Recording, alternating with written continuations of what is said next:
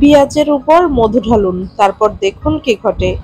মুহূর্তে আপনার জীবনের পরিস্থিতি পাল্টে যাবে, যা দেখে আপনি চমকে যাবেন। বেঁচে যাবে হাজার হাজার টাকা। পেঁয়াজের উপর মধু ঢাললে অনেক বড় সমস্যা থেকে খুব সহজেই মুক্তি লাভ করতে পারবেন।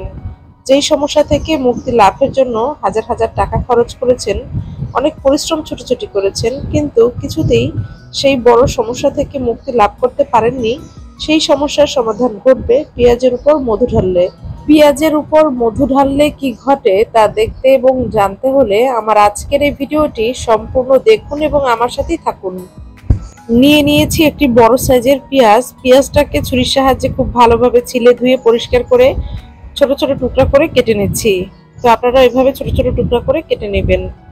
তো পেঁয়াজটাকে ছোট ছোট টুকরা করে কেটে নিয়েছি। এই পর্যায়ে এখানে আমি হাফ কাপ পরিমাণ পানি দিয়ে দিব। হাফ কাপ পরিমাণ পানি দিয়ে দিলাম। এখন আমি এই পেঁয়াজটাকে খুব ভালোভাবে ব্লেন্ড করে নেব। পেঁয়াজ ব্লেন্ড করে পেস্ট করেছি, দেখতে পাচ্ছেন এর ঘনত্ব কেমন হয়েছে। আপনারা ঠিক এভাবেই পেস্ট করে নেবেন। তো এই পর্যায়ে ছাঁকনির সাহায্যে ছেঁকে এর নির্যাস আলাদা করে নিচ্ছি। ছাঁকনির সাহায্যে ছেঁকে পেঁয়াজের নির্যাস আলাদা করে নিয়েছি। এই পর্যায়ে দিয়ে দিব 1.5 চামচ পরিমাণ কর্নফ্লাওয়ার। কর্নফ্লাওয়ার খুব ভালোভাবে পেঁয়াজের নির্যাসের সাথে চামচের সাহায্যে মিশিয়ে নিচ্ছি।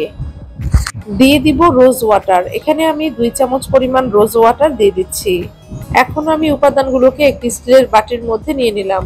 তো এখন হাঁড়ির মধ্যে পানি ফুটিয়ে নিয়েছি। ফুটন্ত পানির মধ্যে উপাদান মিশ্রিত বাটিটাকে বসিয়ে দিলাম। চুলার হিট মিডিয়ামে রেখেছি। উপাদানগুলোকে 2 মিনিট ডাবল বয়লার করে নিব। 2 মিনিট উপাদানগুলো ডাবল বয়লার করার ফলে উপাদানগুলো ঘন হয়ে গেছে। তো এই পর্যায়ে চুলার হিট বন্ধ করে দিব এবং উপাদান মিশ্রিত এই বাটিটাকে ফুটন্ত পানি থেকে তুলে নিব। তো উপাদান মিশ্রিত বাটিটাকে তুলে নিলাম, দেখতে পাচ্ছেন। তো এখন আমি উপাদানগুলোকে একটি পরিষ্কার বাটির মধ্যে ঢেলে নিচ্ছি।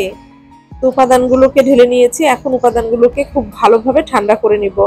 ঠান্ডা করে নেওয়া এই উপাদানের সাথে দিয়ে দিব অ্যালোভেরা জেল। এখানে 1 চামচ পরিমাণ অ্যালোভেরা জেল দিয়ে দিচ্ছি। দিয়ে দিব 1 চামচ পরিমাণ মধু। মধু খুব ভালোভাবে উপাদানগুলোর সাথে বেশ কিছুক্ষণ সময় নিয়ে মিশিয়ে নিচ্ছি। তো সবগুলো উপাদান খুব ভালোভাবে মেশানো হয়ে গেছে। তৈরি হয়ে গেল খুবই কার্যকরী রেমেডি। অনেকের ত্বকে অতিরিক্ত মেস্তার দাগ, ব্রণের দাগ, চোখের নিচের কালো দাগ এবং রোদে পোড়া কালো দাগ ছোপ রয়েছে। এছাড়াও অল্প বয়সে ত্বকের চামড়া কুঁচকে গিয়ে ভাঁজ পড়ে বয়সের ছাপ পড়ে গিয়েছে। যারা ত্বকের এ ধরনের সমস্যায় ভুগছেন তাদের জন্য আজকের এই ম্যাজিক রেমেডি। এই রেমেডি নিয়মিত ব্যবহারে আপনাদের ত্বকের যাবতীয় সমস্যা ম্যাজিকের মতো দূর হয়ে যাবে। এই রেমেডি তৈরি করে আপনারা নরমাল ফ্রিজে 15 দিনের মতো সংরক্ষণ করে ত্বকের যত্নে ব্যবহার করতে পারবেন। এই রেমেডি নারী পুরুষ উভয়ই আপনারা আপনাদের ত্বকের যত্নে ব্যবহার করতে পারবেন। এই রেমেডি আপনারা রাতে ঘুমাতে যাওয়ার আগে ব্যবহার করবেন। এরপর আঙুলের সাহায্যে রেমেডি আপনারা আপনাদের ত্বকের মধ্যে খুব ভালোভাবে লাগিয়ে নেবেন। রেমেডি খুব ভালোভাবে ত্বকে লাগানো হয়ে গেলে আঙুলের সাহায্যে 10 থেকে 15 মিনিট ত্বকে মাসাজ করবেন। মাসাজ ত্বকের জন্য অত্যন্ত কার্যকরী। মাসাজ করার ফলে ত্বকের রক্ত সঞ্চালন বৃদ্ধি ঘটে। এর ফলে ত্বকের বলিরেখা দূর হয়, ত্বকের ভাঁজ হয়ে যাওয়া চামড়াকে গভীর থেকে টানটান করে। তো খুব ভালোভাবে মাসাজ করার পর আপনারা রাতের বেলা ঘুমিয়ে যাবেন। সকালবেলা ঘুম থেকে উঠে ফেস ওয়াশ দিয়ে ত্বক ধুয়ে ফেলবেন।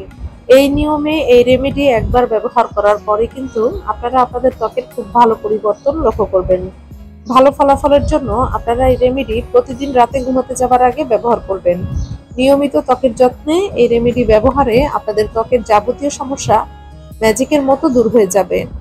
আপনারা পৃথিবীর কে কোন প্রান্ত থেকে আমার আজকের এই ভিডিওটি দেখছেন আমাকে অবশ্যই কমেন্টসের মাধ্যমে জানাবেন। আমি আপনাদেরকে ধন্যবাদ জানাবো।